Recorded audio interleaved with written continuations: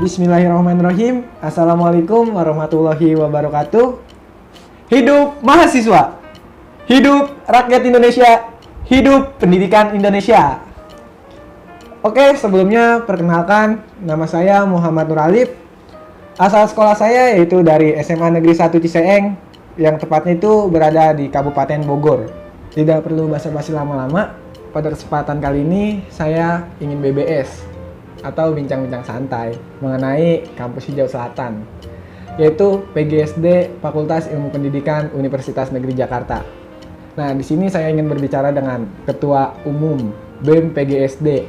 Keren kan? Ketua Umum BEM PGSD, yaitu bersama Kak Ridwan Nur Rahman. Ya, di sini saya sudah menghubungi Kak Ridwan nih. Halo, assalamualaikum Kak Ridwan. Bagaimana kabarnya Kak? Assalamualaikum warahmatullahi wabarakatuh. Ya, terima kasih kepada Muhammad Nur Alif dari Kabupaten Bogor. Wih, jauh ya. Kalau ingat Kabupaten Bogor, saya jadi teringat dengan salah satu senior saya di PGSD, yaitu Bang Yoga. Mungkin sobat-sobat PGSD udah kenal namanya Bang Yoga. Salah satu mahasiswa yang pernah menjadi Ketua Umum Musholah Al-Fatah PGSD. Sama dengan Alif, rumahnya di daerah Ciseeng, Kabupaten Bogor.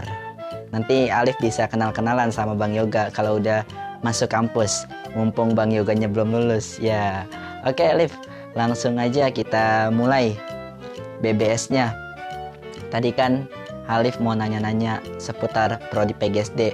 Insya Allah saya akan menjawab satu persatu pertanyaan dari Alif agar Alif dan teman-teman SMA yang lulus di tahun 2020 bisa memantapkan hatinya untuk akhirnya masuk ke program studi PGSD VIP UNJ. Seperti itu. Nah, langsung saja nih kita mulai BBS-nya. Sebelumnya nih, alhamdulillah saya sudah diterima di PGSD FIP UNJ jalur SNMPTN tahun ini. Nah, saya mau nanya nih Kak, bagaimana sih sejarah berdirinya PGSD FIP UNJ? Baik, terima kasih kepada Alif atas pertanyaannya. Saya akan coba mengupas sedikit tentang sejarah berdirinya PGSD VIP UNJ. Walaupun ketika itu saya belum lahir ya, tapi saya mengetahuinya dari kakak-kakak di kampus, dosen-dosen, satpam, OB, karyawan, dan juga masyarakat sekitar kampus yang memberikan informasi ke saya, serta beberapa sumber dari internet. Salah satunya adalah blog Musholah Al-Fatah, seperti itu. Kampus PGSD VIP UNJ dahulu belum menjadi S1. Pertama kali berdiri pada tahun 1953 dengan nama SGA atau Sekolah Guru A. Lalu beberapa tahun kemudian berubah nama menjadi SGB atau Sekolah Guru B. Hingga pada tahun 1965 kembali berubah nama. Wih, berubah nama mulu ya. Kayak film anak-anak tuh ketika saya kecil. Jeng jeng jeng Power Ranger tuh, kayak gitu filmnya, kayak Power Ranger berubah mulu. Di tahun 65 ini namanya berubah lagi menjadi SPG atau Sekolah Pendidikan Guru. Nah, SGA, SGB dan SPG ini merupakan sekolah setingkat SMA atau kalau sekarang itu namanya SMK. Tapi SGA, SGB dan SPG ini jurusannya adalah pendidikan. Kemudian di tahun 1990 barulah SPG Setiabudi berubah menjadi D2 PGSD UNJ. Hingga pada tahun 2006 D2 PGSD UNJ resmi menjadi S1 PGSD VIP UNJ hingga saat ini. Seperti itu. Jadi usia PGSD VIP UNJ ini di bidang sarjana ya atau strata 1 itu baru 14 tahun sejak 2006 hingga saat ini. Seperti itu. Widih, sudah cukup lama ya Kak. Lalu bagaimana nih Kak cara kita bisa menjadi mahasiswa ke prodi PGSD FIP UNJ? Nah, untuk bisa masuk ke dalam prodi PGSD VIP UNJ ini ada 3 jalur. Jalur yang pertama adalah jalur SNMPTN. Ya, jalur SNMPTN ini menggunakan rata-rata nilai rapot yang diajukan oleh masing-masing SMA di seluruh Indonesia maupun SMK ya juga bisa. Setelah jalur nilai rapot ada yang namanya jalur SBMPTN.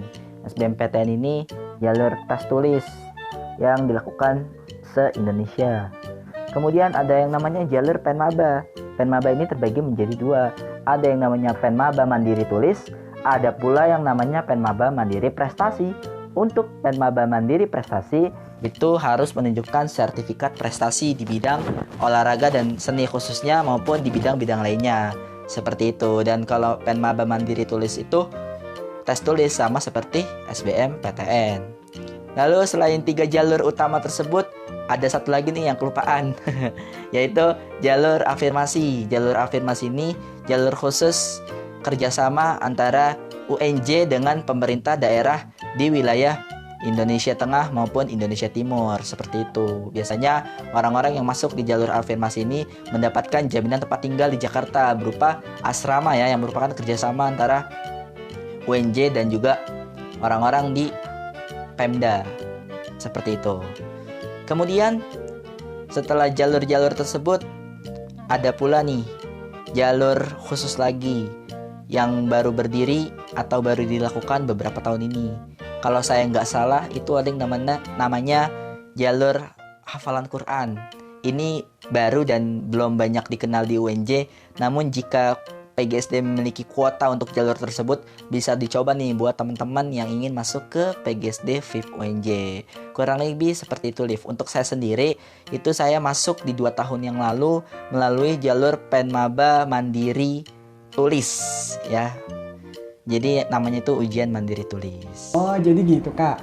Nih, Alif mau bertanya lagi nih, Kak ya.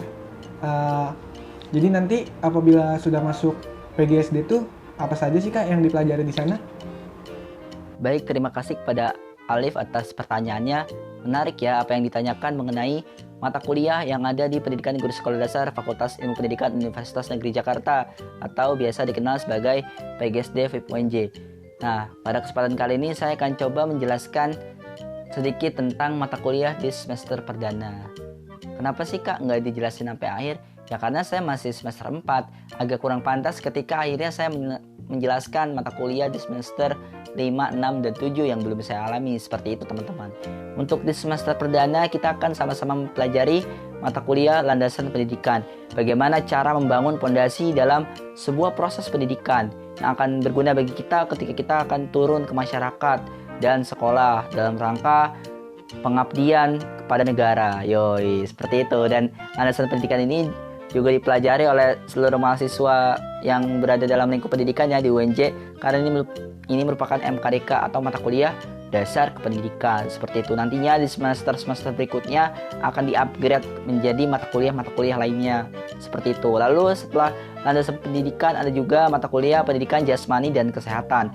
Pada mata kuliah pendidikan jasmani dan kesehatan, kita akan sama-sama diajarkan bahwasanya seorang guru harus memiliki stabilitas imun yang kuat. Asik. Seperti zaman corona sekarang ini ya, jaga iman dan jaga imun. Yoi, luar biasa gitu ya. Di mata kuliah pendidikan jasmani dan kesehatan ini, kita akan diajarkan bagaimana sih menjaga tubuh yang sehat, menjaga fisik yang prima, serta tak lupa juga kita diajarkan bagaimana mengedukasi masyarakat dan siswa mengenai urgensi kesehatan dalam proses pendidikan.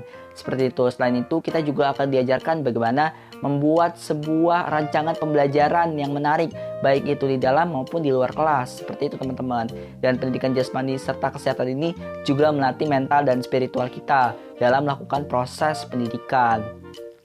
Setelah itu ada mata kuliah pendidikan agama. Nah, ini adalah mata kuliah penting ya, karena negara kita adalah negara ketuhanan, tentunya harus memiliki agama pada setiap warga negaranya. Di mata kuliah pendidikan agama ini kita akan diajarkan bagaimana cara membangun nilai spiritual yang baik pada siswa maupun masyarakat. Tentunya ini berkaitan dengan kompetensi inti nomor 1 dan 2 pada kurikulum 2013.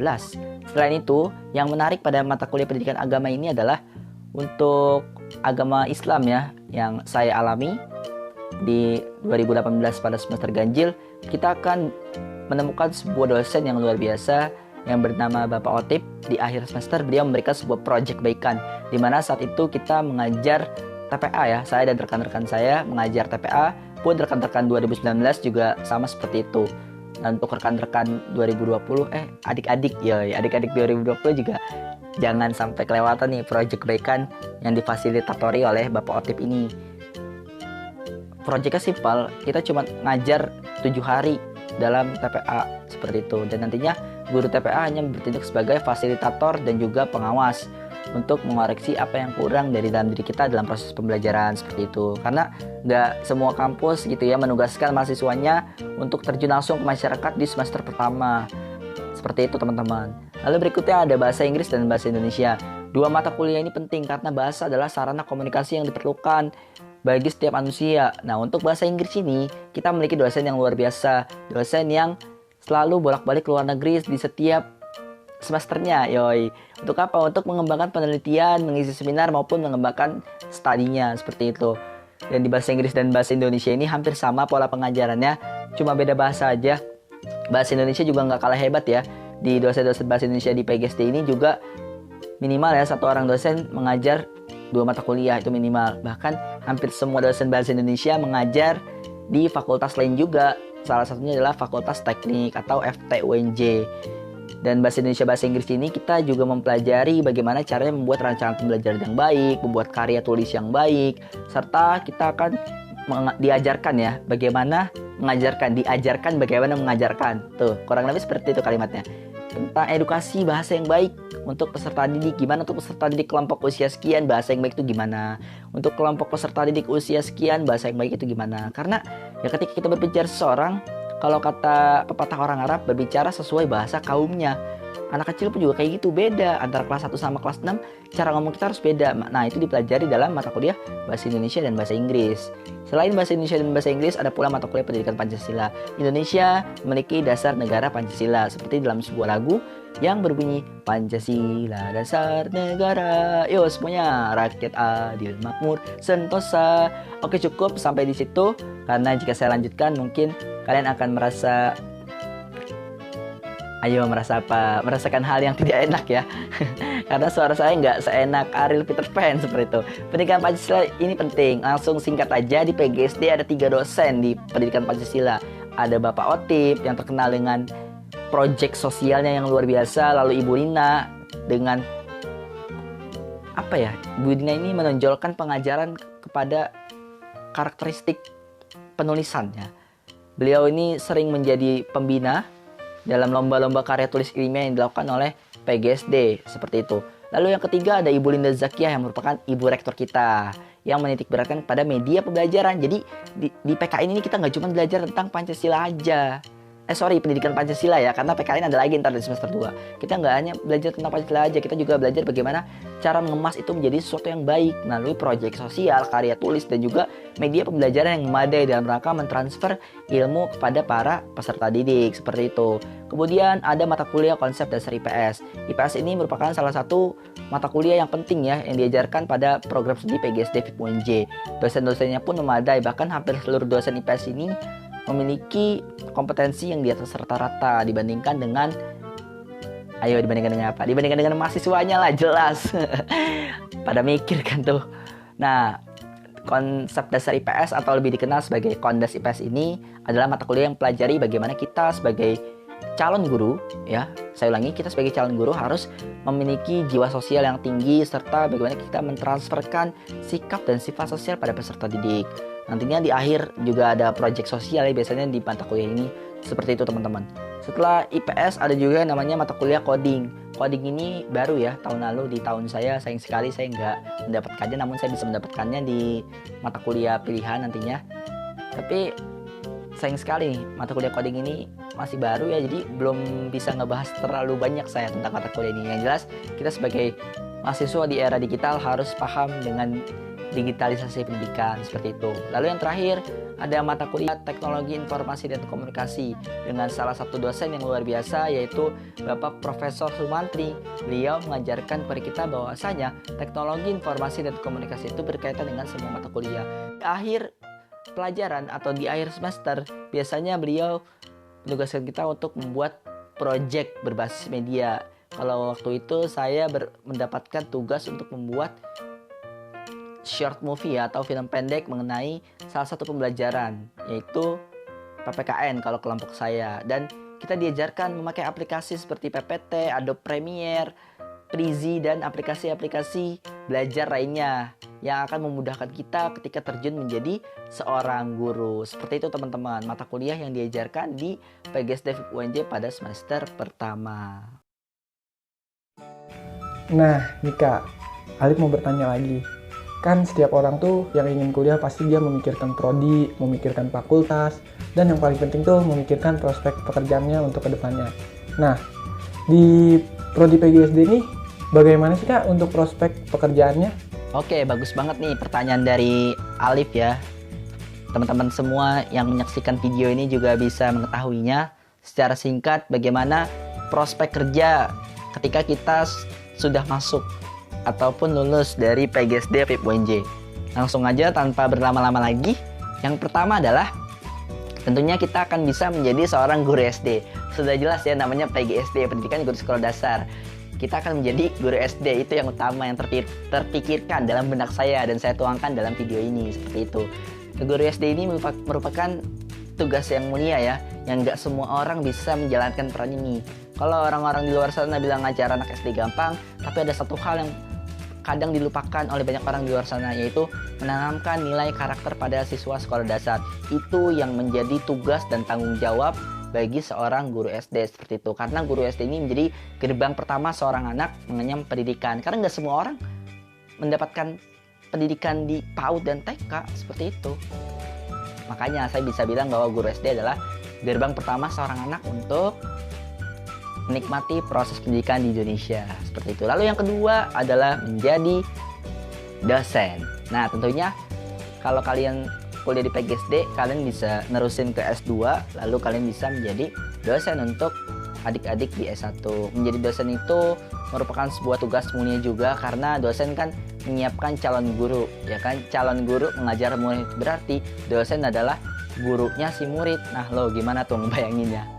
Ibarat kata sebuah anak sama cucu, dosen itu punya anak mahasiswa, mahasiswa punya anak murid, berarti dosen adalah neneknya murid-murid. Seperti itu kurang lebih ya kalau dijabarkan dalam tingkatan anak, cucu, dan nenek seperti itu. Tapi banyak kok sekarang dosen-dosen muda yang berkualitas, yang nggak kalah sama dosen-dosen seniornya, pun yang senior juga semakin berkompetensi diri, semakin mengembangkan kompetensi diri dan berusaha untuk mengejar ketertinggalan, baik itu dari digital maupun update-update pendidikan masa kini. Jadi saling berlomba dalam kebaikan atau fastabiqul khairat antara dosen-dosen yang setelah lama dan dosen-dosen baru seperti itu. Kemudian kita juga bisa menjajal ya bahasa sininya, ataupun mendapatkan bahkan menjalani profesi lain selain guru dan dosen, yaitu adalah jeng jeng jeng jeng penulis buku ya. Penulis buku ya, yang ketiga kita bisa menjadi seorang penulis buku. Ini luar biasa banget penulis buku ini, apalagi kita menulis buku pelajaran yang dipakai sama anak SD sama anak-anak kuliah. Oh iya, mikir kan tuh saya, anak-anak kuliah untuk membuat RPP ya kan. Mungkin teman-teman semester 4 dan seterusnya, bahkan teman-teman semester 2 ada yang udah mulai coba buat RPP, pastinya butuh banget yang namanya buku pelajaran seperti itu. Nah, kalian bisa juga menulis nih buku pelajaran untuk akhirnya bisa digunakan oleh orang banyak seperti itu teman-teman. Kemudian setelah penulis buku, seorang lulusan PGSD FIP UNJ ataupun bisa dibilang lulusan lah, alumni, apapun bahasanya, ada prospek kerja berikutnya lagi, yaitu ayo tebak apa? Ayo 5, 4, 3, 2, dan 1. Ya, tanpa berlama-lama lagi, prospek kerja berikutnya adalah menjadi pegawai kementerian. Nah, ini penting banget ya untuk mahasiswa PGSD FIP UNJ.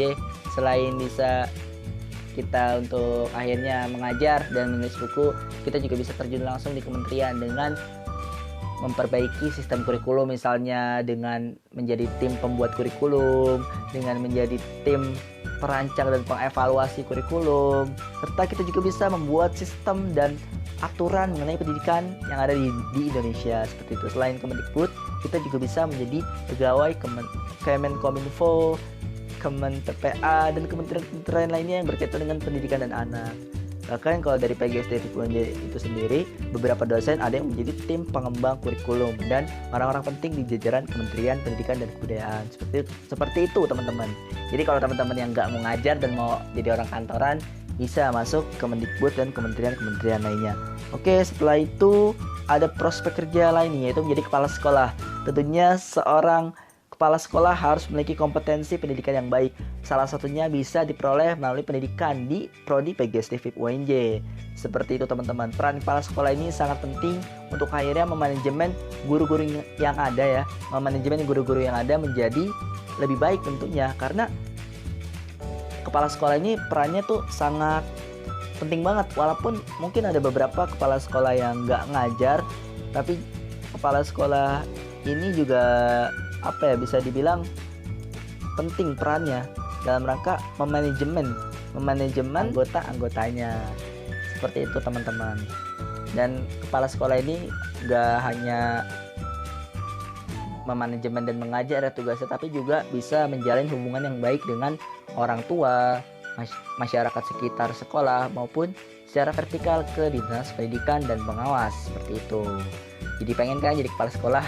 Makanya masuk PGSD, bisa kok nanti suatu saat nanti kita bisa menjadi kepala sekolah. Untuk akhirnya kita bisa mengimplementasikan ilmu-ilmu kita ketika kita SD sampai kuliah. Bagaimana sih caranya mengelola sekolah yang baik dan benar, seperti itu. Kemudian prospek kerja berikutnya adalah, nah ini yang ditunggu-tunggu orang banyak nih, ya kan? Ketika menjadi seorang mahasiswa PGSD, itu adalah kita bisa menjadi tutor bimbel. Nah ini penting, saya sendiri juga alhamdulillah saat ini mengajar di salah satu bimbel di Jakarta. Ini penting banget.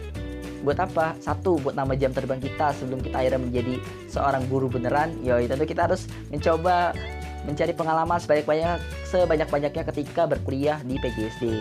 Selain itu, manfaat yang kedua dari tutor bimbel ini adalah yang menambah uang saku. Nggak salah dan nggak bukan lagi teman-teman. Karena hidup perlu uang, uang diperlukan dalam hidup. Seperti itu kurang lebih slogan dari saya. Bukan berarti mengajar karena uang ya, tapi uang itu merupakan anugerah yang kita dapatkan setelah kita mengajar. Seperti itu teman-teman. Untuk PGSD UNJ itu banyak sekali ya lowongan-lowongan bimbel. Nanti kalian akan merasakan ya, buat mahasiswa baru angkatan 2020.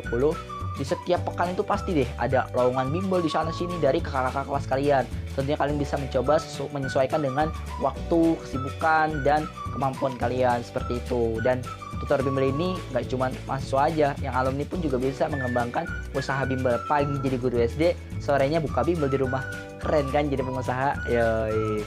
Oke, mungkin itu aja prospek kerja yang ada di PGSD FIP UNJ yang bisa saya jelaskan secara singkat. Untuk lebih lengkapnya, teman-teman akan menemukan sendiri. Pastinya banyak profesi yang bisa ditemukan di PGSD ini. Namun nggak akan bisa saya jelasin dalam podcast ini secara keseluruhan karena akan memakan waktu yang cukup lama teman-teman. Oke, dan selain dalam bidang pendidikan, informasi, dan juga kewirausahaan, PGSD ini juga penghasil atlet ya. Salah satu rekan saya ada yang ahli gitu dalam hal, nanti deh kita kupas di akhir ya, biar nggak terlalu cepat mengupas PGSD-nya. Oke, berikutnya ada apa lagi nih Liv yang mau ditanyakan ke saya? Oh jadi gitu kak, lumayan banyak juga ya kak prospek pekerjaan untuk PGSD. Nanti kak, ada pertanyaan selanjutnya kak. Kan di UNJ itu kampus PGSD terpisah ya. Nah Liv mau nanya nih, bagaimana sih kak lingkungan dan fasilitas di kampus tersebut? Nah, setelah kita tadi berbicara mengenai prospek kerja yang ada di PGSD FIP UNJ, selanjutnya kita akan membahas bagaimana lingkungan dan fasilitas yang ada di program studi pendidikan guru sekolah dasar Fakultas Ilmu Pendidikan Universitas Negeri Jakarta, teman-teman. Kita akan coba kulik ya sedikit tentang lingkungannya. Nah, PGSD UNJ ini terletak kebetulan ya, kalau bisa dibilang oleh beberapa masyarakat itu di lingkungan elit. Karena apa? Karena di belakang PGSD FIP UNJ itu ada SMA 3, sebuah SMA yang merupakan konon katanya itu sekolah artis ya, banyak artis yang sekolah di sana. Kemudian selain SMA 3, PGSD juga dikelilingi oleh hotel ya, dan gedung-gedung mewah yang sudah saya sebutkan tadi, seperti Gedung Astra, Gedung UOB atau UOB, bebas lah nyebutnya mau UOB, UOB, pokoknya gedung itu. Terus juga ada restoran-restoran mewah, serta nggak kalah juga ada SD-SD yang cukup mewah dan sederhana di sekitar kampus, seperti itu. Lalu untuk anak perantau, nah ini penting nih buat anak-anak rantau. Walaupun saya nggak ngerantau, tapi saya bisa sedikit kasih informasi lah mengenai PGSD FIP UNJ khususnya pada lingkungannya. Untuk anak-anak rantau jangan khawatir soal makanan. Kenapa? Karena di sekitar PGSD FIP UNJ terdapat banyak sekolah yang tentunya harga makanan ketika siang itu menyesuaikan dengan kantong siswa, bukan kantong pejabat, bukan kantong pengusaha ataupun kantong mahasiswa, tapi kantong siswa. Bayangin aja ya kan, di depan kampus ada cilor, di depan SD yang sebelah kampus ada tuh namanya SD Lab, serta di sebelah kiri kampus ada SD Budi Wanita. Itu depannya ada tukang cilor, batagor, martabak. Kalian bisa bernostalgia dengan jajanan semasa SD seperti itu. Yang jajanannya 1.000, 2.000 ya kan, tapi yang gopek udah nggak ada sekarang. Untuk makanan beratnya gimana Kak? Kita dikelilingi oleh warung-warung nasi yang luar biasa, murahnya 10.000 bisa kenyang. Bahkan kalau di malam hari itu ada paket 11.000 nasi dengan ati ampela dan usus, itu kenyangnya luar biasa. Kalian bisa beli di namanya itu Pak D kalau anak-anak manggilnya. Terus ada juga yang namanya Mbak Yanti, penjual minuman serta makanan yang lengkap.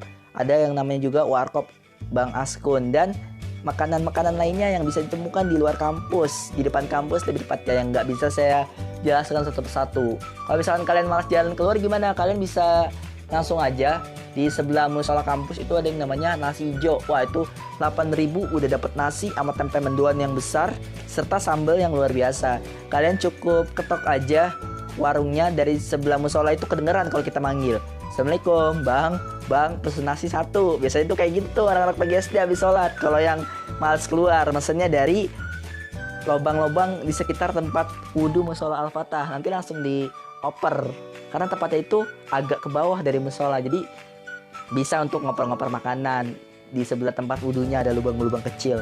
Seperti itu. Kita udah bicara ya tentang makanan dan juga lingkungan sekitar kampus.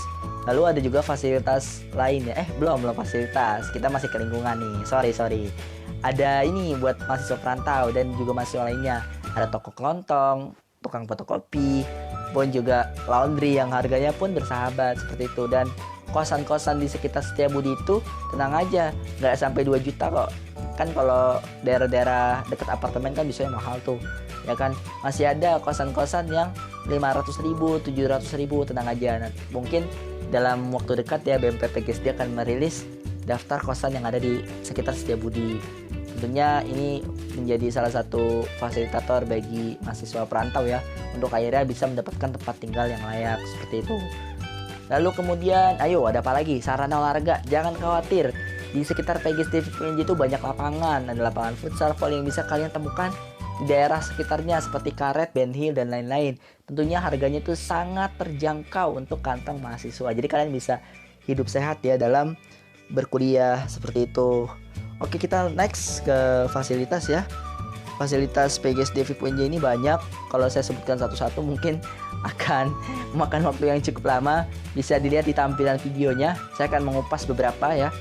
Ada aula tempat biasa BMPPGSD rapat maupun dosen-dosen mengadakan sebuah acara.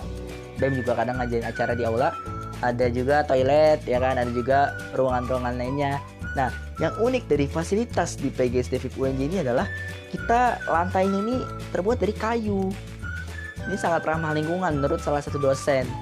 Dan kayunya ini kuat, kayu jati. Gak banyak kampus-kampus yang masih memiliki kayu jati di gedungnya. Dan diharapkan di masa depan ini bisa menjadi warisan budaya untuk generasi penerus bangsa seperti itu. Untuk fasilitas parkir kita gratis ya kan. Terusnya juga kita ada tukang fotokopi di sebelah. Pokoknya super lengkap deh. Musola kita juga ada, sedang renovasi. Tunggu aja nanti renovasi musola Al-Fatah yang terbaru. Saya juga lagi menunggu nih bagaimana upgrade dari musola Al-Fatah ini seperti itu. Kita juga ada wifi, ada bluepay ya kan.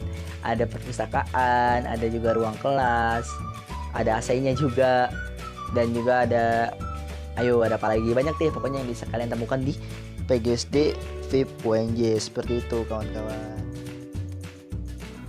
Widih, sumpah dah keren banget nih buat prodi PGSD. Pokoknya bukan kaleng-kaleng dah buat prodi PGSD, keren-keren. Jadi makin yakin dah buat kuliah di UNJ prodi PGSD ini. Sumpah keren banget dah PGSD. Nah, sekarang nih Alif mau nanya pribadi ke kakak nih. Kenapa sih kakak milih prodi PGSD di UNJ? Kan banyak di tempat-tempat lain ataupun prodi-prodi lain. Oke, baik teman-teman semua. khususnya untuk Alif yang bertanya ya, apa alasan saya memilih PGSD UNJ sebagai tempat berlabuh dalam perkuliahan? Yoi. Awalnya gini teman-teman, tadinya itu saya mau masuk kedinasan tapi nggak jadi karena nggak diterima. Nggak diterima di STAN, kalah di TBI-nya. Kan ada TPA TBI itu ya kan. Sebelum TPA TBI ada yang namanya SKD ya kan. Saya kalah di tahap akhir di TBI, nggak memenuhi ambang batas nilai saya itu. Lalu kemudian saya mencoba-coba untuk mendaftar di pendidikan matematika UNJ, nggak diterima juga tuh dari SNM, SBM, Mandiri, ditolak 3 kali saya sama FMIPA. Akhirnya saya berlabuh di Fakultas Ilmu Pendidikan pada program studi PGSD seperti itu. Nah, alasan saya selain nggak diterima itu, tapi itu bukan alasan utama ya, itu alasan nomor kesekian. Alasan utamanya adalah karena nih teman-teman, ini serius kali ini nggak ada ketawa-ketawanya. Guru adalah salah satu profesi yang tidak bisa digantikan oleh mesin. Sekali lagi, guru tidak bisa digantikan oleh mesin. Buktinya apa? Buktinya ya sekarang ini saat pandemi COVID-19, pengajaran tetap jalan. Ketika pada akhirnya mesin bisa menggantikan berbagai pekerjaan manusia, namun untuk proses pendidikan guru tidak bisa digantikan. Bahkan ada beberapa murid, salah satunya adalah adik saya sendiri ya, mengeluhkan pembelajaran jarak jauh karena nggak maksimal. Mereka perlu guru, maka dari itu perlunya persiapan negara dalam menyiapkan guru yang berkualitas melalui program studi PGSD FIP UNJ. Selain itu masih banyak lah alasan-alasan saya memilih PGSD, tapi 2 alasan itu ya. Yang pertama, guru tidak bisa digantikan oleh mesin. Yang kedua itu saya nggak dapet di STAN. Makanya saya masuk PGSD. Itulah 2 alasan penting yang memantapkan langkah saya untuk masuk PGSD. Dan ketika saya masuk ke PGSD, alhamdulillah banyak manfaat yang saya dapatkan seperti itu. Oh, jadi gitu alasan kakak memilih prodi PGSD di UNJ. Nah, sekarang Alif mau bertanya lagi nih kak. Ini pertanyaan yang terakhir. Apa keistimewaan dari prodi PGSD UNJ kak? Nah, cakep banget pertanyaannya, Liv. Suka nih saya pertanyaan ini. Apa yang istimewa dari PGSD ya kan? Padahal kan cuman guru ngajar anak SD. Ya elah, kalau buat sebagian orang itu nggak terlalu istimewa. Tenang dulu, tenang. Jangan langsung emosi. Kita ngejawab pertanyaan-pertanyaan dan stigma seperti itu dengan tenang. Bahwasanya PGSD FIP UNJ ini memiliki banyak keistimewaan ya. Salah satunya adalah unik, simple, 4 huruf. UNIK, unik. Nah, ingin tahu apa fakta-fakta unik yang ada di PGSD FIP UNJ? Langsung saja bisa kita kupas satu persatu. Yang pertama, mayoritas bangunan berasal dari kayu jati. Nah, ini penting banget teman-teman.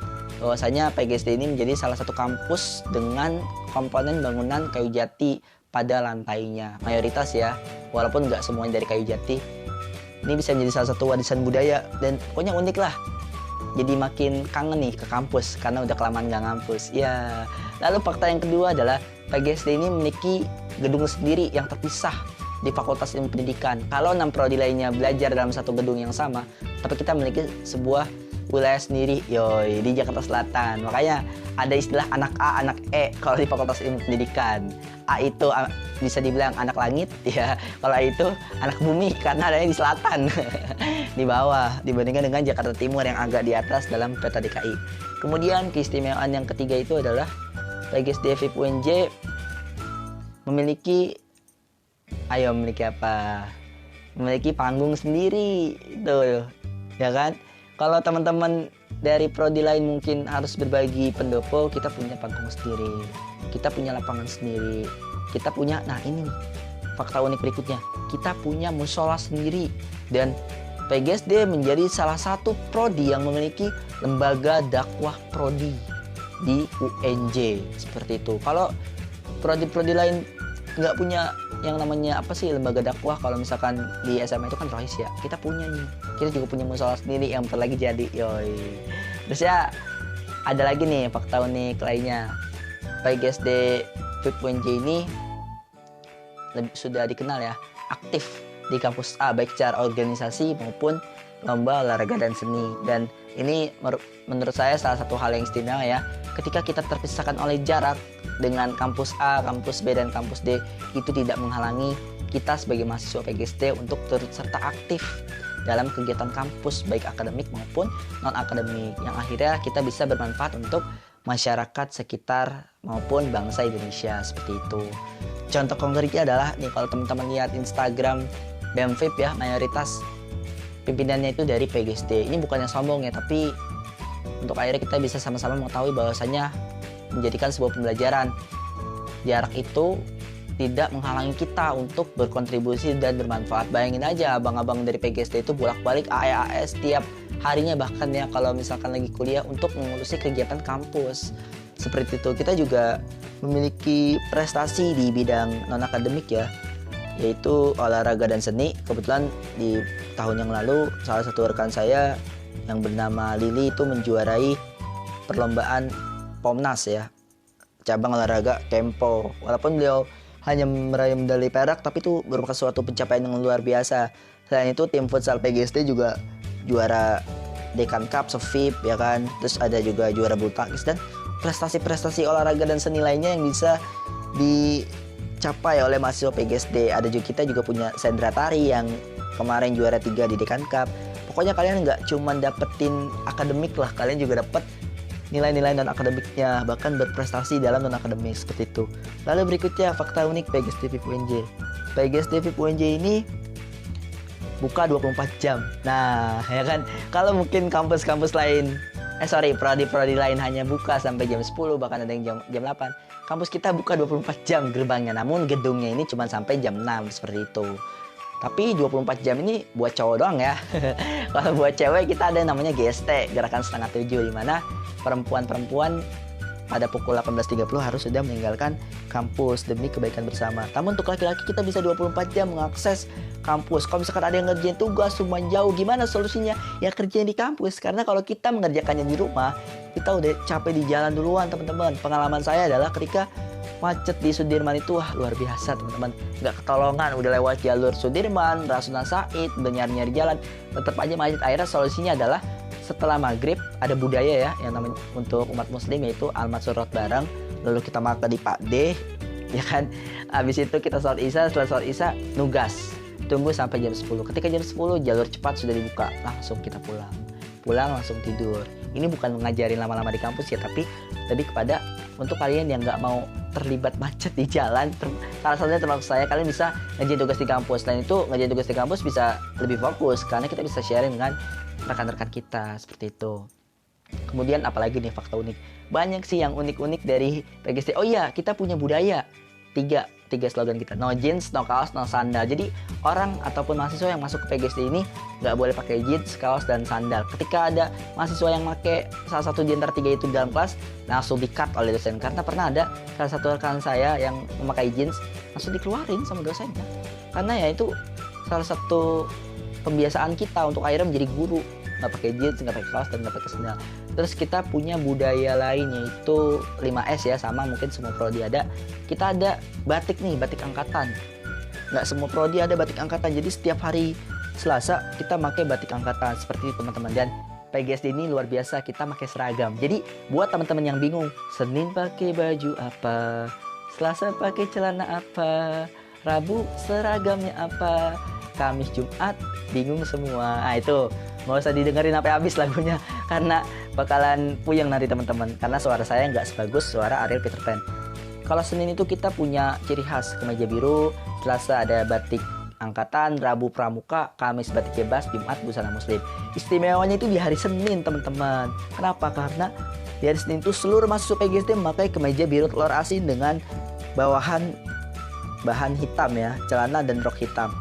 Ketika ada agenda di kampus A, misalnya ada konsolidasi ataupun rapat ataupun ada pertemuan di kampus A, berbondong-bondong tuh rakyat PGSD, yoi, mahasiswa PGSD berdiri ke kampus A menggunakan seragam biru telur asin. Itu luar biasa, menjadi identitas PGSD, bahkan diakui sampai tataran Fakultas Ilmu Pendidikan serta Universitas Negeri Jakarta, baik itu dari kalangan dosen, karyawan maupun mahasiswanya itu sendiri. Seperti itu. Udah banyak ya fakta unik yang saya jabarkan.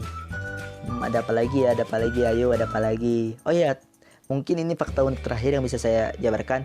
Meskipun PGSD ini berlatar pendidikan guru ya, mayoritas mahasiswanya ingin menjadi guru, tapi nggak menutup kemungkinan kita bisa juga menjadi seorang wirausahawan. Salah satunya adalah ketua forum wirausaha UNJ ya, PMW ya. PMW saat ini ketuanya itu dipegang oleh PGSD. Luar biasa, masya Allah ya, oleh Kakak Rido dari semester 6. Beliau ini luar biasa dalam berwirausaha. Dengan rekannya waktu itu bersama Kakak Idam ya. Produk andalannya Burdagri. Yoi, apa itu Burdagri? Langsung aja ntar tanya sama Bang Rido ketika udah ngampus. Iya, ada kok Instagramnya. Jadi untuk wirausaha sendiri ini kita memang PGSD agak sedikit menonjol ya dibandingkan dengan kemampuan non akademik yang lain. Banyak dari mahasiswa PGSD yang lolos PMW seperti itu. Nah, untuk tahu PMW itu apa nanti kalau di kuliah kalian juga akan tahu sendiri. Kita punya yang namanya Skemart ya. Skemart ini dimiliki oleh BEM PGSD dalam rangka meningkatkan daya wirausaha mahasiswa seperti itu. Karena kita nggak punya kantin, jadi kita mahasiswanya bikin kantin sendiri seperti itu teman-teman. Oke, mungkin itu saja ya fakta-fakta unik yang ada di PGSD FIP UNJ. Mungkin teman-teman bisa menemukannya sendiri ketika berkuliah nanti. Saya kembalikan ke Alif untuk berikutnya. Oh iya nih Kak, mungkin cukup itu saja Kak yang Alif tanyakan. Sebelumnya terima kasih atas waktunya dan juga atas informasi-informasi pentingnya. Jadi dengan ini Kak Alif jadi makin semangat nih buat kuliahnya. Oh iya, sampai lupa nih buat teman-teman yang udah lulus jalur SNMPTN, jangan lupa nih dicatat informasi-informasi pentingnya. Pokoknya ini penting banget dah, sumpah penting banget. Jangan sampai ketinggalan pokoknya. Oh iya, sampai lupa. Kan ada yang lagi berjuang nih. Berjuang jalur SBM dan Mandiri. Semoga yang lagi berjuang jalur SBM dan Mandiri dapat dimudahkan, dapat dilancarkan buat berjuang. Terus juga nih, buat yang masih bingung tentang masalah milih prodi, Alif saranin sih PGSD. Sumpah keren banget. Pokoknya keren dah buat prodi PGSD. Keren. Pokoknya tetap semangat ya buat berjuangnya. Sudah habis ya perbincangan kita di agenda apa nih Lip namanya? BBS ya kalau kata kamu. BBS itu bincang-bincang santai. Yoi. Oke, sebelum saya tutup, saya akan berikan beberapa pesan khususnya untuk mahasiswa SNMPTN yang telah diterima maupun calon mahasiswa baru jalur SBM dan Penmaba Mandiri serta Penmaba tertulis atau jalur afirmasi. Pesannya nggak banyak, cuma 3 pesan ya. Pesan yang pertama itu adalah jangan pernah menyesal terhadap apapun yang diberikan oleh Sang Pencipta. Karena Allah itu ngasih kita kebutuhan, bukan keinginan. Contohnya aja, ya diri saya sendiri. Saya udah merasakan sendiri bahwasanya ketika saya mencoba di pendidikan matematika UNJ 3 kali berturut-turut gagal ya kan. Ternyata itu bukan kebutuhan saya, itu hanya keinginan saya semata. Tapi Sang Pencipta itu maha baik berikan saya kebutuhan, yaitu kamu butuhnya di PGSD 1 seperti itu. Dan di PGSD ini saya memiliki banyak teman dan mendapat banyak manfaat karena itu kebutuhan saya seperti itu. Lalu yang kedua adalah terus berjuang dan menebar kebermanfaatan dimanapun kalian berada. Walaupun kalian nanti nggak keterima di PGSD, kalian harus tetap menerima dengan lapang dada dan memaksimalkan lah istilahnya, mencoba untuk menebar kebermanfaatan bagi lingkungan sekitar seperti itu. Lalu yang terakhir, pesan saya yang ketiga itu adalah ini agak sedikit penting ya untuk setiap mahasiswa tentunya. Ketika kita memberikan sesuatu, kita akan mendapatkan sesuatu hal yang lebih.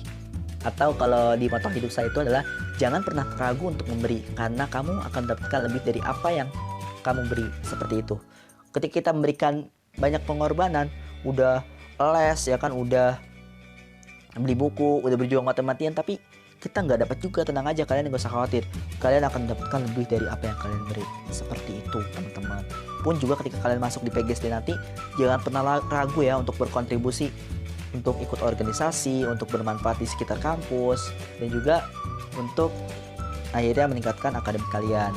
Dan satu hal lagi teman-teman, ada yang ketinggalan tadi tentang fakta unik PGSD UNJ. PGSD merupakan salah satu prodi ya di UNJ yang memiliki 4 organisasi sekaligus. Salah satu ya, mungkin ada lagi prodi-prodi lain yang punya 4 organisasi. Kita ada legislatif, ada Musola Al-Fatah ya kan, kita ada eksekutif mahasiswa, dan juga kita ada rumah belajar ceria. Untuk lebih lanjut tentang 4 organisasi tersebut, nantikan PKKMB PGSD UNJ. Yoi, sangat dinantikan. Sekali selama kalian kuliah loh, nggak 2 kali itu PKKMB. Jadi ikuti dengan baik nanti. Oke, sebagai penutup ya, karena tadi saya sudah menyampaikan beberapa pesan, dan sebelum saya tutup dengan salam, terima kasih atas kesempatannya kepada Alif atas wawancara pada kesempatan ini. Bukan wawancara sih, kalau kamu namanya BBS ya, bincang-bincang santai. Semoga bermanfaat dan tetap jangan lupakan ibadah dan berbakti kepada orang tua.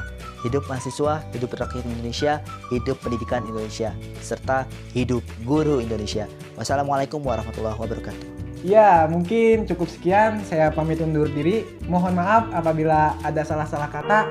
Hidup mahasiswa, hidup rakyat Indonesia, hidup pendidikan Indonesia.